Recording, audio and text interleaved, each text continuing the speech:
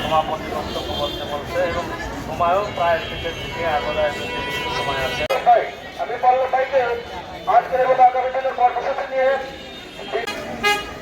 বাংলার সিমলা হাসপাতালে প্যাথোলজি বিভাগের কিছুই বলা হয়ে গেছে, আর বলার কিছু নেই। আমাদের প্রাণের দাবি দশমকে যেটা বাস্তবায়ন করতে সরকারের কেন এত কাজ এমন করছে আসলে আমার বোধগম্য হয় না।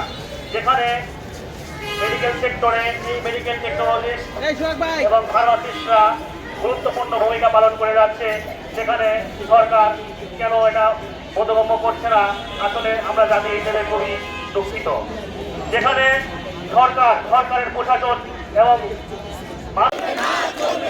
চলবে না চলবে না এক দফা এক দাবি প্রথম গ্রেড কবে দিবি ধন্যবাদ সহযোগিতা।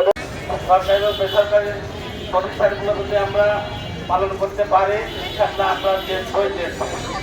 আর এই যে বসার যে প্লেসগুলা এই প্লেসগুলা কিছু কষ্ট হয়েছে, যদিও আমাদের এই বসার প্লেসগুলা করতে আপনারা পরিষ্কার থাকেন।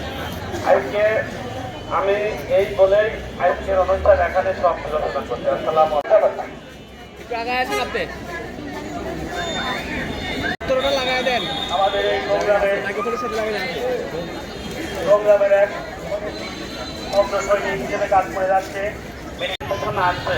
আসছে আমরা সামনে দিয়ে যান সবাই আজকের যেভাবে কর্মসূচি পালন করেছি, সবাই যদি এইভাবে কর্মসূচি পালন করতে পারি, সরকার যাতে এই সাধারণ মানুষের কথা বিবেচনা করে যাতে আমাদের এই পানের দাবি মেনে নেয়, যাতে সাধারণ মানুষের দুর্ভোগ না হয়, সেই জন্য সরকার অতি সত্বর এই আমাদের প্রাণের দাবি দশমকে বাস্তবায়ন করবে, এই আশা ব্যক্ত রেখে আমি আমার সংক্ষিপ্ত বক্তব্য শেষ করি। বেঁধে যাচ্ছে, সেজন্য আমরা আজকে এই কর্মসূচি আর কিছুক্ষণের মধ্যেই শেষ করব।